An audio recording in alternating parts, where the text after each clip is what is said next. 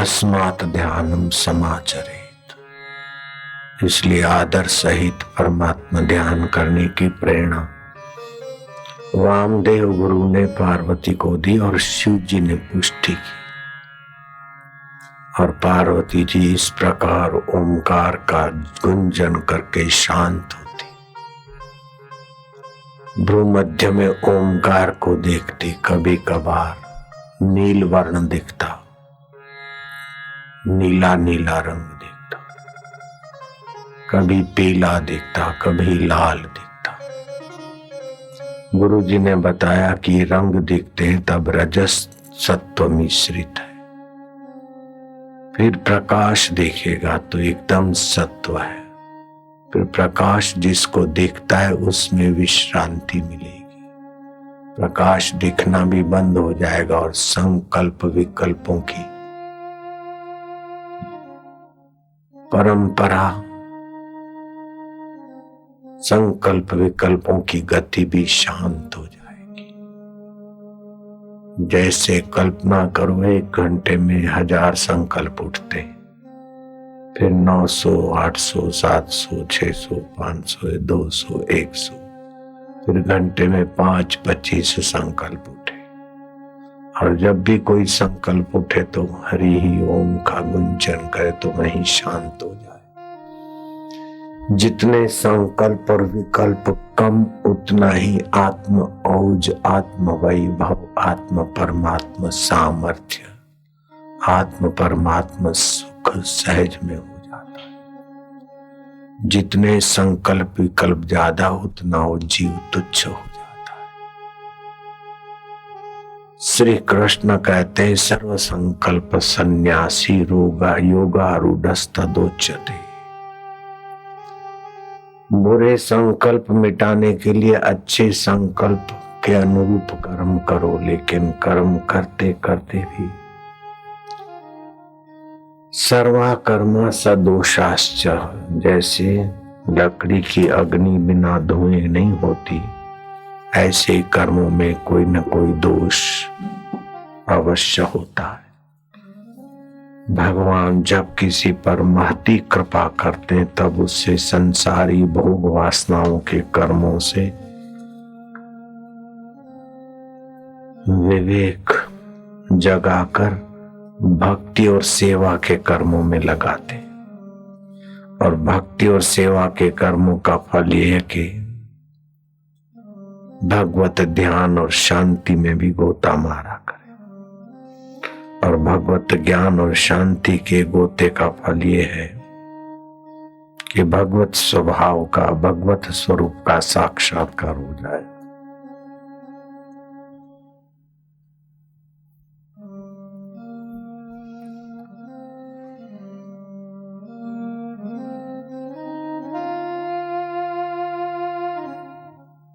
जिनके ऊपर ईश्वर की महती कृपा होती, जिनके तीर्थ यात्रा सफल होनी होती है, उनको सत्संग में रुचि होती है। सत्य स्वरूप के परमात्मा का संग कराने वाला सत्संग।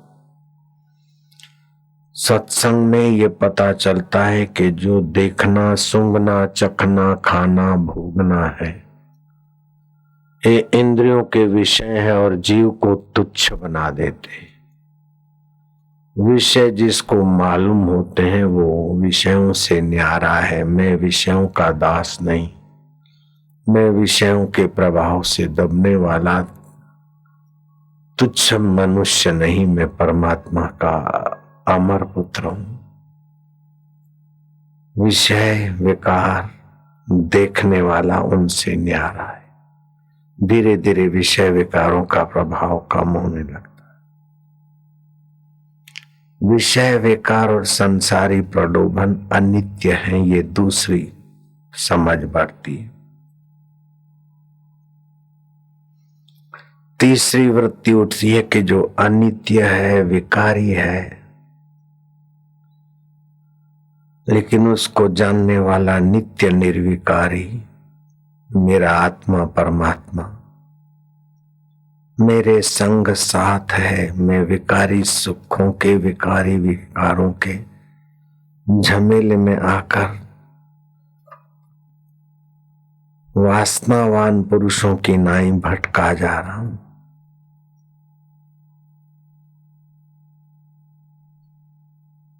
उसे विवेक की तीव्रता होती है, विवेक जगता है, वैराग्य आता है, फिर निवृत्ति परायण। जो भोग खाने को भोजन मिला स्वास्थ्य के हिसाब से खा ले, जो कपड़ा मिला पहन ले। योग वशिष्ठ उपशम प्रकरण में आता है कि प्रहलाद भगवान का चिंतन करते करते राजवी बगीचे में जाता है। ऐसा भी कहीं प्रसंग आता है और योग वशिष्ठ में दूसरा प्रसंग आता है। तो देवऋषि नारद के सत्संग के प्रभाव से माता के गर्भ में ही भगवान की महती कृपा का एहसास हुआ। भगवान किसके जीवन में किस निमित्त से अपनी करुणा वरुणा और अपना उत्तम अनुभव करने की प्रीति जगा दे, ये कहना मुश्किल है। भगवान मनु जी का पुत्र गुरु आश्रम में रहता था। गुरु आश्रम की गाय चराने जाता है। एक तो अवतार स्वरूप मनु महाराज का पुत्र और दूसरा गुरु आश्रम में।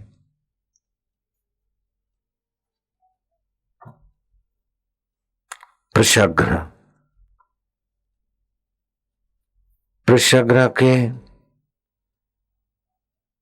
गुरु आश्रम निवास के दिनों में गाय चराने की सेवा बड़े उत्साह से करता था। जंगल में शेर चीते आदि गायों को न सताए इसलिए तलवार भी रखता था। संध्या का समय हो गया, थोड़ा अंधेरा सा छा रहा था।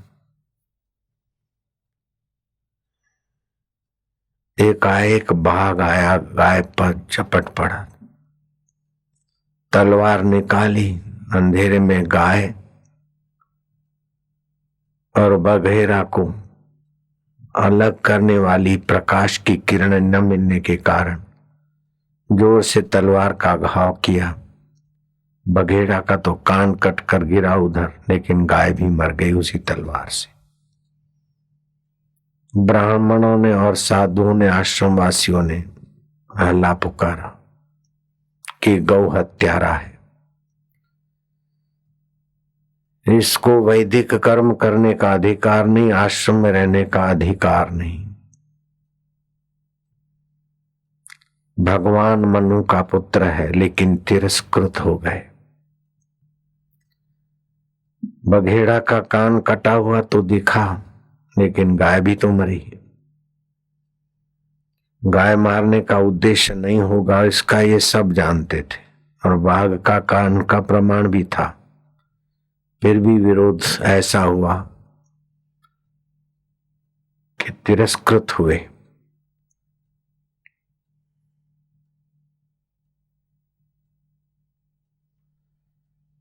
सनिमित्त भगवान ने वैराग्य दिया। बाहर से तो कुप्रचार हुआ, लेकिन भीतर से भगवान ने ये एहसास कराया कि संसार तो संसार है। जिनके लिए इतना तुम तड़पते हो या चाहते हो, वो तुम्हारे को कब कहां उठा के किस निमित्त से भगवान कैसा विवेक जगा देते हैं, उसका विवेक जग गया। बोले गुरु आश्रम से अब मैं राज्य वैभव का काम काज करता, न जाने उस कर्म बंधन से, भोग वासना से कब मेरी जान छूटती। भगवान ने अभी तिरस्कार करवा के मेरे को राज्य वैभव के सुख ऐश आराम के दलदल से बचाकर अपने स्वच्छ सुख में बुलाया है। विवेक जगा मनुपुत्र, संसार का त्याग करके एकांत अरण्य में आत्मविद्या के दाता गुरु के चरणों में जा पहुंचा। लौकिक विद्या सिखाने वाले गुरु के यहां से छलांग लग गई। लौकिक विद्या का फल अनित्य है, दुख रूप है, लेकिन आत्मविद्या का फल नित्य है, सुख रूप है, शाश्वत है, परम पद को दिलाने वाला।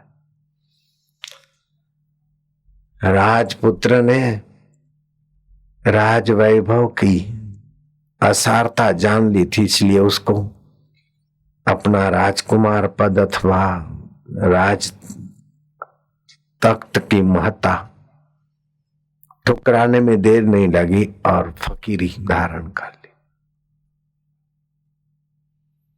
जैसा जो मिले रूखा सूखा खा ली।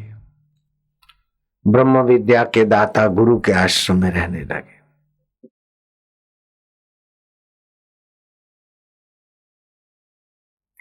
प्रवृत्ति प्रधान लौकिक विद्या का त्याग करके निवृत्ति प्रधान नारायण के सुख में ले जाने वाली आत्मविद्या में पहुंच गए। शरीर अनित्य है, स्थूल शरीर, सूक्ष्म शरीर, कारण शरीर। उन शरीरों से जो कुछ बल, योग्यता, सफलताएं मिली वो भी अनित्य है, लेकिन उनको जानने वाला परमात्मा देव मेरा नित्य है, वो सत्य स्वरूप है, चेतन रूप है, आनंद रूप है, आकाश के नाय विभू है, व्याप्त है। सा विद्या या विमुक्त है। विद्या वही है जो विमुक्त कर दे, बंधनों से मुक्त कर दे, दुखों से मुक्त कर दे, चिंताओं से मुक्त कर दे, वासनाओं से मुक्त कर दे, पाप ताप से मुक्त कर दे। भगवान नारायण जिस सुख में आप्त काम, पूर्ण काम और संकल्प मात्र से सबका मंगल कर देते हैं, ऐसी ईश्वरीय विद्या को ब्रह्म विद्या बोलते हैं। उस ब्रह्म विद्या के आगे दुनिया की सारी विद्याएं बहुत बहुत साधारण हो जाती। सा विद्या या विमुक्त है। सम्राट का पुत्र महासम्राट होने को जा रहा है।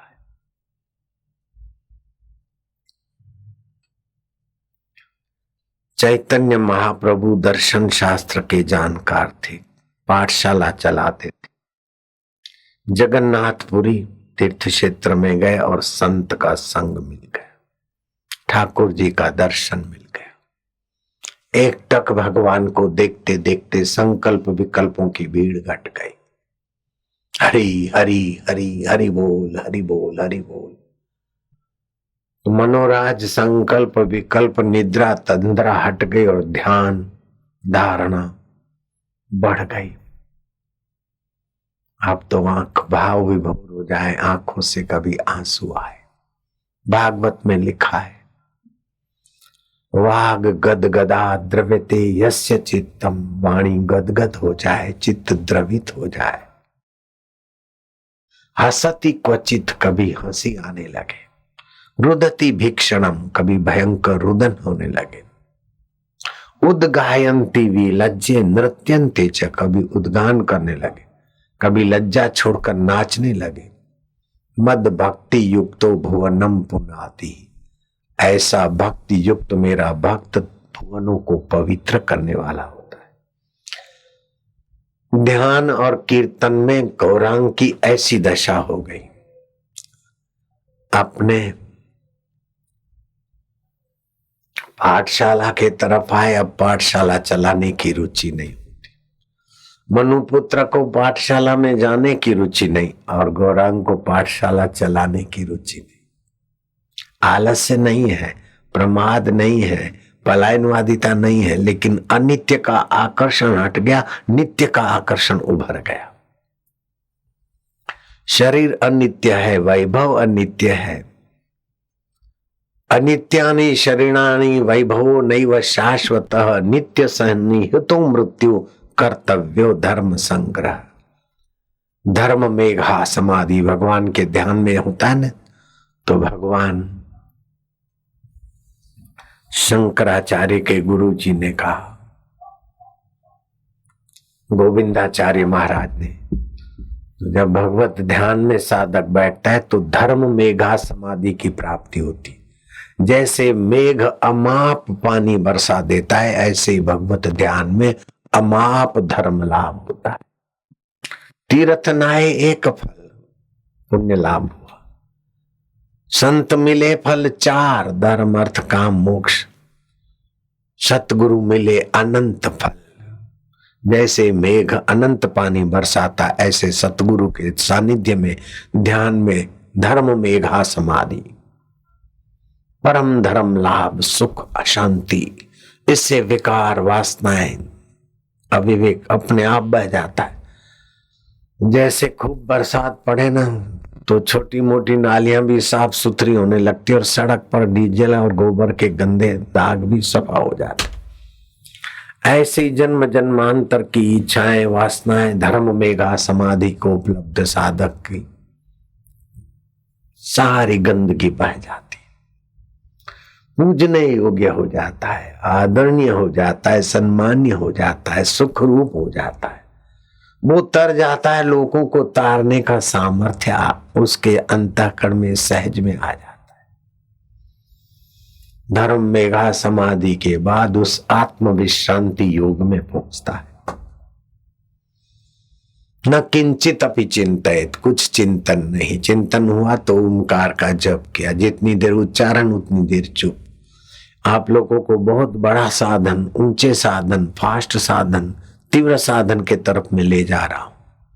नए नए लोगों को थोड़ा आश्चर्य लगता होगा, लेकिन पुराने साधकों को बहुत शीघ्र उन्नति कराने वाला ये साधन। ध्यान से जो ऊंचाइयां होगी उसका वर्णन वाणी से नहीं होता। गौरांग आए,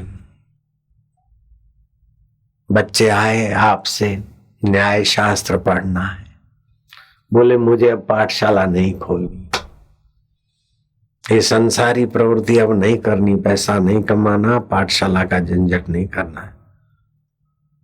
बोले गुरुजी अगर आप नहीं पढ़ाएंगे तो परीक्षा में हम पास भी कैसे होंगे? आप ही पढ़ाए, आप जैसे पवित्र आचार्य को हम छोड़कर दूसरी पाठशाला में कैसे जाएंगे? आप पढ़ाइए, कृपा करिए। बहुत आग्रह किया तो गौरांग ने पढ़ाना शुरू किया। पृथ्वी का आधार जल है, जल का आधार तेज है, तेज का आधार वायु है, वायु का आधार आकाश है, आकाश का आधार महतत्व है, महतत्व का आधार प्रकृति है, प्रकृति का आधार सच्चिदानंद घन परमात्मा है। उसको जानना न्याय है, बाकी सब अन्याय है। बोले गुरुजी ऐसा लिखेंगे तो हमें तो परीक्षा पेपर में तो चौकड़ी मिलेगी। बोले वहां तो न पास हो जाओगे, लेकिन ईश्वर प्राप्ति में पास हो जाओगे। सबके आधार में आ जाओ, और सबके आधार में आने के लिए ये अंतर्यामी परमात्मा देव का मंत्र है। ओमकार मंत्र, गायत्री छंद। परमात्मा ऋषि है, इनकी महानता खोजने वाले भगवान नारायण। किसी कल्प में भगवान ब्रह्मदेव, कहीं ब्रह्मदेव का नाम आता है, कहीं नारायण का। तो इस ओमकार की महिमा भगवान ब्रह्मा जी ने भी खोजी और भगवान विष्णु ने भी खोजी, कल्पांतर के भेद से। खोज उसी की होती जो पहले था, बनाया वो जाता है जो पहले नहीं था। खोज उसी की होती जो पहले था। ओमकार मंत्र का प्रभाव पहले ही था, भगवान नारायण ने खोजा, भगवान ब्रह्मा जी ने खोजा। और इस ओमकार मंत्र का देवता कौन है कि अंतर्यामी, सबका अंतरात्मा, पृथ्वी का अंतरात्मा, जल का, तेज का, वायु का। इस पृथ्वी को जड़ मत मानना। जैसे तुम्हारा शरीर है ना, सोया है तो जड़ किनाए पड़ा है, फिर भी तुम चैतन्य इसमें व्याप रहे हो। ऐसे पृथ्वी में भी वो चैतन्य देव व्याप रहा है, जल में भी वो व्याप रहा है। वायु देवता ने तो मेरे से बातचीत भी की। ये जो हवा चलती है वो भले वायु देवता का स्थूल रूप है, लेकिन आपका शरीर चलता है स्थूल रूप में, तो आप भी तो सूक्ष्मतम में होते हैं ना। जो उस परमात्मा देव में प्रीति करते हैं उनको ये चार पांचों देवता, पृथ्वी देवी, जल देवता, अग्नि देवता, वायु देवता अनुकूल हो जाते।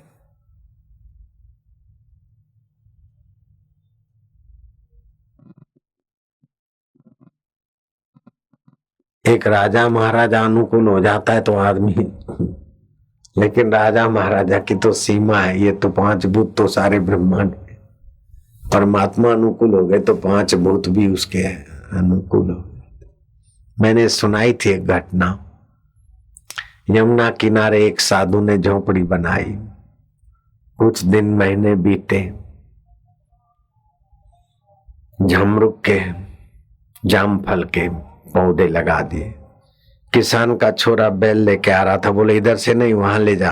बोले नहीं, हम रोज इधर से जाते। बोले मैंने पौधे लगाए। बोले बाबा बालू में कहीं पौधे होते क्या? हम तो यहीं से बैल ले जाएंगे। बोले मैं नहीं जाने दूंगा। अरे नहीं, कैसे जाने देगा बाबा? वो डंडा उठाया बाबा को मारने के लिए, लेकिन हाथ ऊपर ही रह गए। चकराया, गिर पड़ा, बैल भी गिर गए। गांव के लोगों को पता चला, हाथाजोड़ी की, बाबा को स्तुति की। बाबा ने संकल्प किया, वो ठीक हो गए। कुछ दिनों के बाद पौधे जमीन में लगे, बड़े हुए और बड़े बड़े जाम फलाए, जमरुख आए। गांव वालों को प्रसाद मिला। अखंडानंद सरस्वती ने उस बाबा से पूछा कि बाबा उसने लठ उठाई आपको मारने के लिए, तो क्या आपके पास कोई सिद्धि है या आपने कोई संकल्प किया कि उसकी लठ रुक जाए, वो मूर्छित हो जाए, उसके बैल गिर जाए? बोले मैंने कोई संकल्प नहीं किया, मेरा उसके प्रति कोई कुभाव नहीं था, लेकिन वो मेरे से अन्याय कर रहा था। तो मैं तो परमात्मा में था, तो परमात्मा में होने से वायु देवता अनुकूल हो गए, और ये पौधे लगे तो पृथ्वी देवी अनुकूल हो गई, जल देवता अनुकूल हो गए, बड़े बड़े फल आए।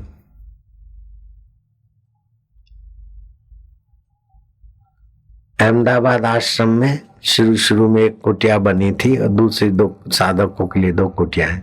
2, 5, 10 साधक रहते थे। एक गाय थी। बोले गाय अब दूध नहीं दे रही बापू। आप बापू नहीं बोलते थे, साईं साईं बोलते थे। बापू तो अभी बोलना शुरू किया लोगों ने। तो मैंने गाय को खिलाया, कुछ में क्या, बस तुम दूध नहीं दोगी तो हम कैसे पिएंगे? महाराज गाय ने दूध देना चालू किया तो जब तक जी चाहे बच्चा देने वाली हो तभी दूध तो चालू। उस गाय को मैं स्नेह करता हूँ, उसका फोटो भी है। तो ऐसे कौन सी चीज है जो गाय को भी प्रभावित कर देती है, पेड़ पौधे को प्रभावित कर देती? सुखदेव जी महाराज किसी भी पेड़ के आगे खड़े हो जाते, भिक्षाम देहि। सूखे पेड़ों से भी फल उभर आ जाते थे। ईश्वर की सत्ता अद्भुत है, ईश्वर का सामर्थ्य अद्भुत है, ईश्वर की करुणा वरुणा अद्भुत है। हम ईश्वर को पाने के लिए खाएं पिए रहें, लेकिन इस शरीर का मन का उपयोग ईश्वर प्राप्ति। गौरांग लगे तो लगे, और कीर्तन ऐसा करते कि ईश्वर के साथ तदाकार। बहुत लोग उनके नजीक आ जाते। अब लोगों की भीड़ भाड़ जमघट, राम रगड़ा बढ़ गया तो एकांत के लिए सब सोए थे और रात्रि को ही निकल पड़े जगन्नाथपुरी से वृंदावन की ओर। जंगल का रास्ता, अब जंगल के रास्ते में कीर्तन करे तो भालू, वानर, शेर, चीते सब उनके साथ नाचने लग जाए, क्योंकि प्राणी मात्र का अंतरात्मा तो वो परमात्मा सुख रूप है, सब सुख चाहते हैं। अभी ओमकार की ध्वनि से आपके संकल्प विकल्प कर्म हुए, भले कथा वार्ताएं विनोद नहीं हुआ, लेकिन आपको अंतरात्मा की शांति का एहसास अच्छा हुआ होगा। जिनको आज अच्छा लग रहा है ज्यादा, वो हाथ ऊपर करो। अशांतस्य कुतः सुखम, परमात्मा शांति, सुख और सामर्थ्य की जननी है। तो मनु पुत्र संसारी प्रवृत्ति पढ़ाने वाले गुरुकुल से विदा हो गए और आत्मविद्या, आत्म ध्यान, आत्मचिंतन, थोड़ी बहुत आश्रम की सेवा, ऐसा करते करते अविद्या अज्ञान मिटाने वाली ब्रह्म विद्या में कि यदृश्यम तत् अनित्यम, जो दिखता है वो परिवर्तित होता है, प्रकृति का है, लेकिन जिससे दिखता है वह परमात्मा चैतन्य अपना आत्मा है। अजपा गायत्री सतत चल रही है, श्वास अंदर जाता है तो सो, बाहर आता है तो हम, सो हम हंस। ये तो उपासना है, लेकिन तत्व ज्ञान एक बार हो जाए तो फिर न से पुनरावर्तते, फिर उसका पुनरागमन नहीं होता। मनु महाराज के सुपुत्र को असावधानी से बघेड़े को तलवार मारते थे, बघेड़े का तो कान कटा, लेकिन गाय मर गई। विरोधियों ने जमकर विरोध किया और विरोध के निमित्त सानिमित्त भगवान ने वैराग्य दिया। भगवान का अनुग्रह न जाने किस निमित्त आता है। तुम्हारा विरोध हो, अपमान हो, झूठे आरोप लगे तो समझ लेना भगवान ये संसार की माया से हमें बचाना चाहते। कहीं संसार में सफलता नहीं मिलती तो समझो भगवान तुम्हें आत्म सफलता की तरफ बुला रहे हैं। ऐसा करके भगवान में लग जाए तो कल्याण है। सन्निमित्त विवेक। कबीर जी ने कहा लोगों के पास विवेक नहीं है तो कितना भटकते हैं। किसी पुजारी ने, किसी ने कहीं पत्थर रख दिया, तिलक टिप्पा कर दिया, ये हनुमान जी, ये शनि देवता, ये फलाना देवता, न जाने कहां कहां लोग नाक रगड़ रहे थे। कबीर को दया आई। कबीर ने एक छोटी सी साखी बनाई। कबीर बोलते हैं दुनिया ऐसी बावरी पत्थर पूजन जाए, दुनिया ऐसी बावरी पत्थर पूजन जाए, घर की चक्किया कोई न पूजे, जेही का पीसा खाए। जिसका पीसा हुआ खाते हैं उस चक्की को बेचारे को कोई पूजते नहीं और बाहर पत्थर पूजने जा रहे। दुनिया ऐसी बावरी पत्थर पूजन जाए, घर की चक्किया कोई न पूजे, जे ही का पीसा खाए। जिसका पीसा हुआ खाते हैं उसको तो पूजते नहीं और जगह पूजने जाते। उनका तात्पर्य है मंदिर में न जाओ ये नहीं, लेकिन हृदय मंदिर में आओ, आत्म मंदिर में आओ। बाहर के देवी देवता मंदिर मठों में शुरुआत वालों के लिए ठीक है, लेकिन सदा 5 साल का बच्चा है बाल मंदिर में पढ़ता है, 4 साल का, 3 साल का, 5 साल का, ठीक है, लेकिन 80 साल का बूढ़ा भी बाल मंदिर में पढ़ता रहे नर्सरी में तो क्या खाक पड़ा। इसी मंदिर में जाना शुरुआत में तो ठीक है, लेकिन उस मंदिरों में जाने का, उस मस्जिदों में, उन चर्चों में उधर जाने का फल यह है कि आत्मा परमात्मा का ज्ञान मिल जाए, ओमकार का अधिष्ठान में प्रीति हो जाए, श्वास उठता है अंदर जाता है फिर बाहर आता है, उसके मध्य स्थिति की संधि बढ़ जाए। एक तरंग उठा दूसरा उठना है, उसकी शांत अवस्था गहरे पानी के दर्शन है। ऐसे परमात्मा दर्शन, परमात्मा शांति, परमात्मा सामर्थ्य आना चाहिए। आज एक बच्ची, उसका पिता आया था, वो अनुष्ठान कर रही थी। बोले बापू विश्रांति, अभी बैठे भी होंगे बेटी बाप, योग वशिष्ठ पढ़ती हूँ, बड़ा अच्छा होता है, ऐसा होता है वैसा होता है, लेकिन विश्रांति योग क्या होता है? मैं क्या संकल्प फलती हूँ? अरे वो तो बहुत जरा जरा जो भी सोचती हूँ वो हो जाता है, जैसा भी मन में आता है ऐसा बस होने लगता है, लेकिन इसमें मुझे फंसना नहीं है, मुझे साक्षात्कार करना है। तो उसके बाप ने पूछा क्या करे ये? मैंने कहा क्या क्या करे, ये माइलस्टोन आ रहे हैं साक्षात्कार के रास्ते की यात्रा के, करना कुछ नहीं, चलते रहो। जब जगत की वासना छूटती और भगवान को पाने की तीव्रता आती है तो फिर सत्य संकल्प होने लगते। सत्य संकल्प करके संसार में पुजवाए अथवा मजा ले तो फंसेगा। उधर के तरफ उपेक्षा कर दे, न उनसे भिड़े, न उनका फायदा ले, न उनसे वैर करे। विश्रांति योग।